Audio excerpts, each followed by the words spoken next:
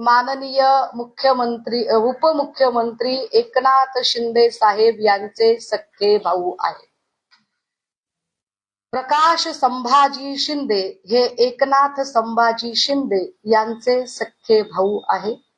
एकनाथ संभाजी शिंदे यांचे दुसरे बंधू सुभाष संभाजी शिंदे। 45 किलोचं ड्रग सापडलं। या 45 किलो मध्ये मी आपल्याला त्याची किंमत थोडी हायलाइट केली पाहिजे। मी काही लोकांना विचारत होते आणि मी काल अख्खा दिवस त्याची माहिती घेत होते। 52 52 ग्रॅम जर ड्रग्ज घ्यायचा असेल तर 52 ग्रॅम ड्रग्जला 10 लाख रुपये लागतात। 52 ग्रॅम ड्रग्जला जर 10 लाख रुपये लागतात तर 45 किलो ड्रग्जला किती? तर ते साधारणतः 115 कोटी रुपये होतात। 115 कोटी रुपयाचं ड्रग्ज या ठिकाणी सापडलं आणि ही बातमी फारशी काही हायलाइट होत नाही, हे विशेष। बरं, आता ही माहिती मी तुम्हाला देते, ही इंटर रिलेट कशी होते बरं? तर मी सांगितलं पाहिजे की हे रिसॉर्ट कुणाच्या मालकीचं आहे। हे रिसॉर्ट साधारण प्रकाश शिंदे या व्यक्तीच्या मालकीचं आहे। प्रकाश शिंदे कोण आहेत? प्रकाश शिंदेचा काय संबंध आहे आणि प्रकाश शिंदे इकडे का गेले होते? तर या शेडला, हे जे शेड आहे या शेडला याचा मालक आहे गोविंद शिनकर। गोविंद शिनकरच्या शेडची चावी ही ओंकार डिगेने मागितली। ओंकार डिगेला सावरी गावामध्ये काळू नावाने ओळखतात। हे काळू नाव साधारणतः ओंकार डिगे, प्रकाश शिंदेचं हे रिसॉर्ट आहे। हा जो शेड आहे, हा शेड गोविंद शिनकरच्या मालकीचा आहे। गोविंद शिनकरच्या मालकीचा आहे हे मी कसं काय सांगू शकते? तर त्याची तुम्हाला मी 7/12 दिली पाहिजे। येस, पत्र्याच्या शेडमध्ये ड्रग्ज सापडला आणि या शेडची 7/12 गोविंद शिनकरच्या नावची आहे। ही गोविंद शिनकरची 7/12।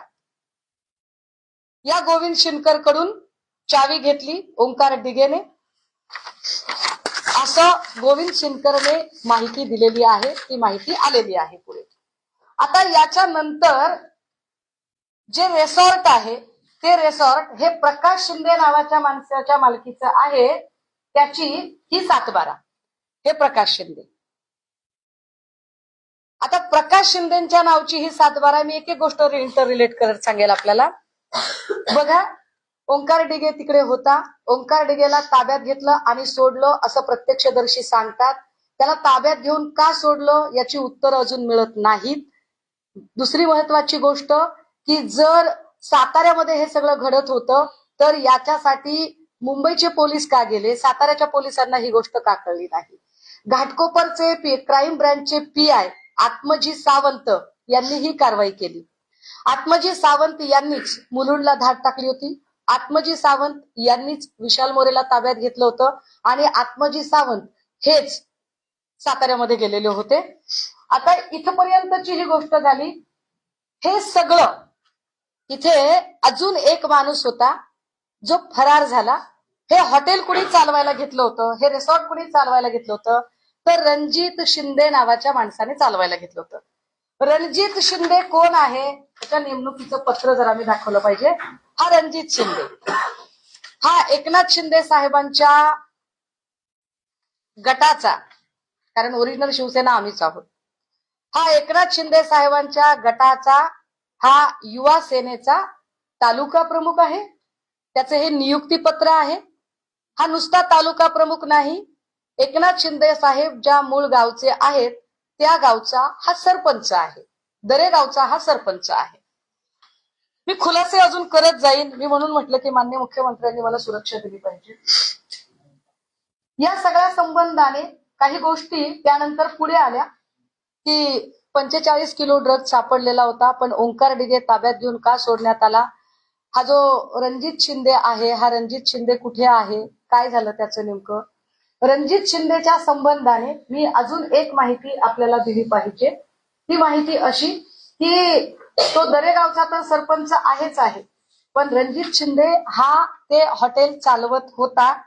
हे हॉटेल त्याने का चालवावं, त्याचा काय संबंध आहे आणि प्रकाश शिंदे नेमके कोण आहेत? तर the most important thing, the suspense of the story, Prakash Shinde हे माननीय मुख्यमंत्री उपमुख्यमंत्री एकनाथ शिंदे साहेब यांचे सख्खे भाऊ आहे. प्रकाश संभाजी शिंदे हे एकनाथ संभाजी शिंदे यांचे सख्खे भाऊ आहे. एकनाथ संभाजी शिंदे यांचे दुसरे बंधू सुभाष संभाजी शिंदे